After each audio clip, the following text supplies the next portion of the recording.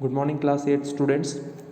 So, today in our first online class, I'm going to tell you something. I'm going to start with your grammar part today. The first chapter in your grammar book, which is rapid review. Review means जो कुछ भी आप पिछली classes के अंदर पढ़ते हुए आए हैं उसका एक बहुत ही क्विक समराइज्ड फॉर्म के अंदर आपको बताया हुआ है इस फर्स्ट चैप्टर के अंदर कि ग्रामर के अंदर आपने क्या क्या पढ़ा है और क्या क्या जो है वो आपके लिए इम्पॉर्टेंट है. Okay students, so watch this video till the very and तक आप इस वीडियो को ज़रूर देखें. नाउ अब इस चैप्टर के अंदर आपको क्या क्या देखने को मिलेगा. इस चैप्टर के अंदर आपको सेंटेंस की डेफिनेशन, सेंटेंस की काइंड्स, ठीक है, parts of sentence, parts of speech like noun, pronoun, verb, adjective, adverb, preposition, conjunction and interjections. तो ये सब आपने पहले क्लासेस के अंदर पढ़े हुए हैं, लेकिन इस फर्स्ट चैप्टर के अंदर आपको एक रैपिडली, एक क्विक समराइज्ड फॉर्म के अंदर रिव्यू दिया हुआ है जो कुछ भी आपने पढ़ा है, एक शॉर्ट फॉर्म के अंदर जो कि ईजी टू अंडरस्टैंड होगा. ओके, सो फर्स्ट जो है हम इसके अंदर पढ़ेंगे वो है सेंटेंस के बारे में, जिसको हम हिंदी में बोलते हैं वाक्य. सेंटेंस की डेफिनेशन क्या होती है? A sentence is a group of words capable of giving complete sense. मतलब शब्दों का समूह होता है, ग्रुप ऑफ वर्ड्स जो है उसे सेंटेंस कहते हैं. Capable of giving complete sense, जिनसे एक कंप्लीट सेंस बनता है, मतलब एक लॉजिक बनता है. जैसे कि यहाँ पर एग्जाम्पल दिया हुआ है, they are my. So now it is not a sentence because it is not giving complete sense. तो अब आप देख रहे हो ये जो दे आर माई है, ये कोई सेंस नहीं बता रहा, इसका कोई सेंस नहीं है, ये अधूरा है. ठीक है ना, वर्ड्स है यहाँ पर 3 वर्ड्स हैं, लेकिन शब्दों के समूह से कोई मीनिंगफुल चीज़ भी तो बननी चाहिए. ऊपर दिया हुआ है कि a sentence is a group of words capable of giving complete sense, but there is no sense in it. They are my what? So it is not a sentence because it is not giving complete sense. But in this one, they are my friends, कि वो मेरे दोस्त हैं. तो in it is a sentence because it is giving complete sense. तो इसको हम sentence कह सकते हैं. क्यों? क्योंकि ये हमें कंप्लीट सेंस बता रहा है कि वो मेरे दोस्त हैं.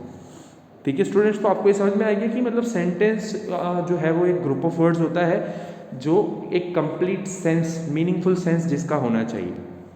नाउ अब सेंटेंसेस की काइंड्स, मतलब कितने टाइप्स ऑफ सेंटेंसेस होते हैं. यहाँ पर देखो मेनली 5 टाइप्स ऑफ सेंटेंसेस होते हैं.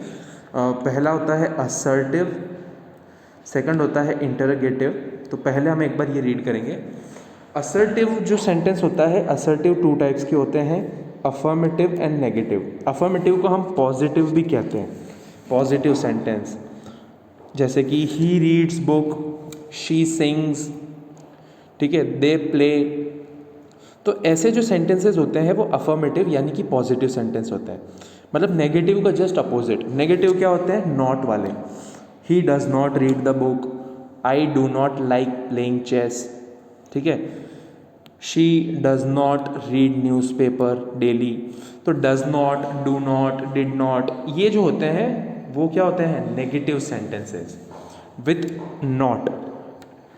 हेल्पिंग वर्ब के साथ में नॉट जो होता है वो नेगेटिव सेंटेंस होते हैं. और इसका जस्ट अपोजिट जो होता है वो अफर्मेटिव यानी कि पॉजिटिव सेंटेंस होते हैं. इंटरोगेटिव सेंटेंसेस कौन से होते हैं? इंटरोगेटिव जो है सेकंड टाइप है. फर्स्ट हमने पढ़ा है असर्टिव सेंटेंस. जो असर्टिव के अंदर हमने 2 टाइप्स देखे हैं, अफर्मेटिव और नेगेटिव. समझ में आया आपको? सेकंड है इंटरोगेटिव यानी क्वेश्चन, जहाँ पर हम क्वेश्चन पुटअप करते हैं.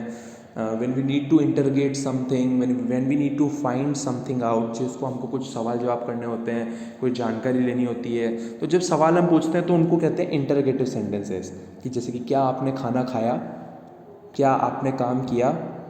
तो ये क्या हो गया? ये इंटरोगेटिव सेंटेंस होते हैं. तो अब ये इंटरोगेटिव भी 2 कैटेगरीज के अंदर क्लासीफाई होते हैं, यस नो टाइप और WH टाइप. यस नो का मतलब ऐसे सवाल जिनका जवाब सिर्फ हाँ या ना से दिया जा सकता है. जैसे कि does he read the book, क्या वो किताब पढ़ता है. तब इसका जवाब कैसे हाँ या ना से दिया जा सकता है कि हाँ वो पढ़ता है, या फिर नहीं वो नहीं पढ़ता है. तो ये तो होते हैं यस नो टाइप. और WH टाइप होते हैं कि why does he read the book. Why does he read मतलब starting with a word which is WH. WH word जैसे कि why, what, where, when, whom, which, also how. यहाँ पर ये ध्यान रखना कि ये WH वाले तो है ही है, लेकिन हाउ जो होता है वो भी WH वर्ड के अंदर आता है, HOW। जैसे कि हाउ आर यू, तुम कैसे हो। तो अब इसका जवाब हाँ या ना से नहीं दे सकता, तो जो यस और नो नहीं होते हैं इंटरोगेटिव के अंदर वो क्या होते हैं, WH type. So this thing you need to remember students. So why does he read the book, देखो ऊपर वाले का मतलब था does he read the book, क्या वो किताब पढ़ता है, हाँ वो किताब पढ़ता है, या फिर नहीं वो किताब नहीं पढ़ता है, मतलब जिसका जवाब हम हाँ या ना से दे सकते हैं। सेकंड में है WH टाइप, जिसके अंदर हमको पूछना है कि भाई क्यों वो किताब पढ़ता है, कौन सी ड्रेस उसने पसंद करी। तो ऐसे सवाल के जवाब हाँ या ना से नहीं दिए जा सकते, उसमें बताना पड़ता है कि उसने वो वाले उस कलर की ड्रेस पसंद करी है, या फिर उसने वो किताब इसलिए पढ़ता है क्योंकि उसे किताब पढ़ना अच्छा लगता है। Y does he read the book, because he likes reading books. ठीक है, तो ऐसे सवाल जिनका जवाब हाँ या ना से नहीं दिया जा सकता वो WH टाइप होते हैं, और ऐसे सवाल जिनका जवाब हाँ या ना से दिया जा सकता है वो यस नो टाइप होते हैं। ओके स्टूडेंट्स, आगे बढ़ते हैं। एक और कैटेगरी है इंटरोगेटिव सेंटेंस के अंदर, इसको हम कहेंगे इंटरोनेगेटिव। जो इंटरोनेगेटिव भी दो तरह के होते हैं, यस नो टाइप और WH टाइप। अब देखो यस नो और WH के अंदर इंटरोनेगेटिव मतलब जिसमें इंटरोगेटिव भी है और नेगेटिव भी है। कैसे, अब एक बार इस चीज़ को ध्यान से रीड करना। Does he not read the book, तो देखो यहाँ पर क्वेश्चन मार्क से हमको पता चल रहा है कि ये इंटरोगेटिव है, ठीक है, लेकिन हमको यहाँ पर नॉट से ये भी पता चल रहा है कि नेगेटिव भी है। तो मतलब यहाँ पर एक मिक्सचर है, ब्लेंड है इंटरोगेटिव और नेगेटिव का। ठीक है, तो इसको हम इंटरोगेटिव नेगेटिव सेंटेंस बोलते हैं, और जैसा कि ऊपर बताया गया है इंटेरोनेगेटिव सेंटेंसेस। तो ये भी दो टाइप के होते हैं वापस से, यस नो टाइप और WH type. So does he not read the book, क्या वो किताब नहीं पढ़ता है, तो इसका जवाब भी हाँ या ना से दिया जा सकता है। तो ये तो हो गया यस नो इंटरोनेगेटिव वाला। उसी जगह पर दूसरा जो है वो WH टाइप है, यानी कि why does he not read the book, क्यों वो किताब नहीं पढ़ता है। So this is a little bit complex, but once you check it out, it is easy, you will find now। तो हमने दो तरह के देखे हैं असर्टिव, अभी तक असर्टिव के अंदर दो तरह के होते हैं, अफर्मेटिव और नेगेटिव। सेकंड हमने देखा है इंटरोगेटिव, इंटरोगेटिव में दो तरह के होते हैं, यस नो और WH। ठीक है, और उसके अंदर फर्दर एक और होती है इंटेरोनेगेटिव, जिसमें भी यस नो और WH होता है। थर्ड है जो कि है इम्पेरेटिव सेंटेंसेस। अब ये इम्पेरेटिव सेंटेंसेस जो होते हैं ये एक्सप्रेस करते हैं order, command, request, advice etcetera. कि जैसे कि go there and tell him everything, वहाँ जाओ और उसे सब कुछ बता दो। तो ये क्या हुआ, ये एक ऑर्डर है। या फिर प्लीज़ हेल्प मी, प्लीज़ मेरी मदद करो, तो ये क्या हुआ, ये रिक्वेस्ट हुई। ठीक है, उसी तरह से ऑलवेज हेल्प द पुअर, हमेशा गरीबों की मदद करनी चाहिए, ये क्या है, ये एक सलाह है, ये एक एडवाइस है। तो ये जैसे सलाह वाले या प्रार्थना वाले या फिर कोई कमांड हुआ या फिर कोई ऑर्डर हुआ, तो ये जो होते हैं इनको हम कहते हैं इम्पेरेटिव सेंटेंसेस। ठीक है स्टूडेंट्स, इजी है, इसे भूलना मत। फोर्थ होता है एक्सक्लेमेटरी सेंटेंसेस। ऐसे वर्ड्स जो एक्सप्रेस करते हैं कोई भी आश्चर्यचकित होने वाली बात, कोई भी अद्भुत वंडर, या कोई भी डर, या फिर कोई भी दर्द, या फिर कोई नफरत, hate, love, pleasure, compassion etcetera. What a beautiful scene it is. तो अब ये क्या है, ये वंडर है, मतलब देख करके बहुत खुश हो गए आप, किसी एक ऐसी जगह पर गए और आप कह रहे हो wow what a beautiful scene it is, तो you know like wonderful thing. उसी तरीके से how dark the night is, कि अब ये डर है कि भाई अंधेरा कितना है इस रात के अंदर।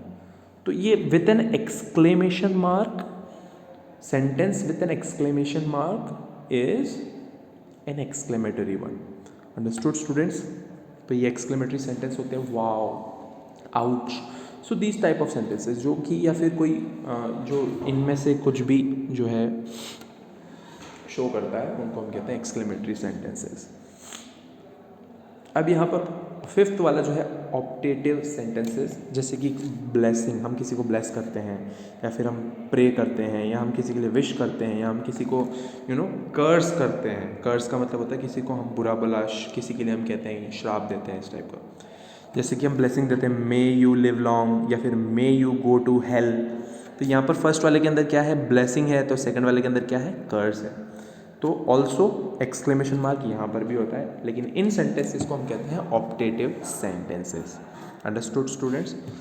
आगे क्या बताया हुआ है, question mark is put at the end of the interrogative and interrogative sentences while exclamatory mark is put at the end of exclamatory and optative sentences. मतलब इंटरोगेटिव और इंटरोगेटिव के लास्ट के अंदर आप क्वेश्चन मार्क लगाएंगे और exclamatory और optative sentences के लास्ट में आप एक्सक्लेमेशन मार्क लगाएंगे। ओके स्टूडेंट्स, नाउ अब हम पढ़ेंगे पार्ट्स ऑफ सेंटेंस। देखो वाक्य के पार्ट्स क्या होते हैं, हर वाक्य के दो पार्ट्स होते हैं, दो भाग होते हैं। Every sentence has two parts. पहला कहलाता है सब्जेक्ट और दूसरा कहलाता है प्रेडिकेट। अब सब्जेक्ट प्रेडिकेट क्या होता है, तो देखो सब्जेक्ट जो होता है मतलब जो मुख्य कर्ता होता है, जिसके द्वारा कोई भी घटना घटित होती है या जिसके थ्रू कुछ ना कुछ काम के होने का हमें पता चलता है। जैसे कि कोई भी नाम हो गया, तो नाम क्या है, नाउन हो गया। उसी नाम को हम अगर रिप्लेस करते हैं, नाम की जगह कुछ लिखते हैं तो उसको हम प्रोनाउन कहते हैं।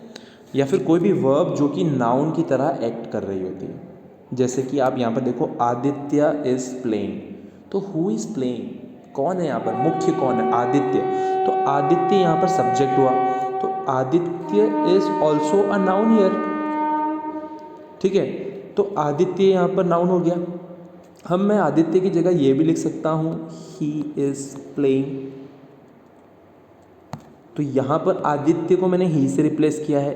अगर यहाँ पर सरिता होता तो सरिता को मैं शी से रिप्लेस करता। तो ये ही और शी है प्रोनाउन, और नाम अगर है तो वो क्या हो गया, नाउन। तो यहाँ पर जो नाम है वो कहलाता है सब्जेक्ट, और उसके अलावा का जो बाकी का जो पार्ट है वो कहलाएगा प्रेडिकेट। ठीक है, जो नाउन जो होते हैं वो मुख्य तौर पर नाउन्स और प्रोनाउन होते हैं। जो सब्जेक्ट जो होगा वो मेनली नाउन और प्रोनाउन से बनते हैं। ठीक है, जैसे कि he is a good man. अब ही यहाँ पर सब्जेक्ट है, लेकिन ही क्या है, प्रोनाउन, कि वो एक अच्छा आदमी। तो ये सब्जेक्ट के अलावा जो बाकी का जो पार्ट हो गया वो कहलाता है प्रेडिकेट। मतलब you need to find out the subject and the rest will be your predicate. Subject आपने पता कर लिया, तो उसके बाद जो बचा हुआ है वो पूरा क्या कहलाएगा, प्रेडिकेट। अब यहाँ पर एक चीज़ देखो, ये थर्ड में है, ये वर्ब एक्टिंग एज नाउन क्या हो, कि कोई जो क्रिया है वो बिल्कुल नाउन की तरह एक्ट कर रही है। जैसे कि playing is a good habit, खेलना एक अच्छी आदत है। तो प्लेइंग हमको पता है, play plus ING is a verb. और जहाँ तक हमने पढ़ा है कि नाउन और प्रोनाउन से मोस्टली सब्जेक्ट बनते हैं, लेकिन ये क्या चीज़ है, यहाँ पर वर्ब कैसे आ गई। तो अब यहाँ पर जो वर्ब जो नाउन की जगह पर एक्ट करती है, कि खेलना, खेलना एक अच्छी आदत है। ठीक है, तो अब इस सेंटेंस के अंदर जो वर्ब है, जब आप इसको रीड कर रहे हो तो ये वर्ब एक नाउन की तरह एक्ट कर रही है। तो ऐसी वर्ब जो नाउन की तरह एक्ट करती है उन्हें भी हम सब्जेक्ट बना सकते हैं। Understood students. नाउ सो आज की वीडियो यहाँ तक ही, यहाँ से आगे हम अगली क्लास के अंदर स्टार्ट करेंगे। So I hope you liked it. Thank you so much for listening.